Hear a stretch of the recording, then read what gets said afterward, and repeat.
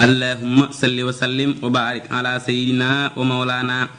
محمد صلى عليه ربي في حسبه وسيلة المربي حبي له طهرني من ذنبي وقاد للأمن وأعلى جنبي مع توجه الأسى والكرب به إلي الله مهتي الخرب مد إلي الفضل دون كسب خلي وحبي الله وهو حسبي دعائي استجاب دون خلبي اللهم من جسمي له وقلبي وآله وصحبه يا من صفى حياتي أبدا من قبل حام وكسس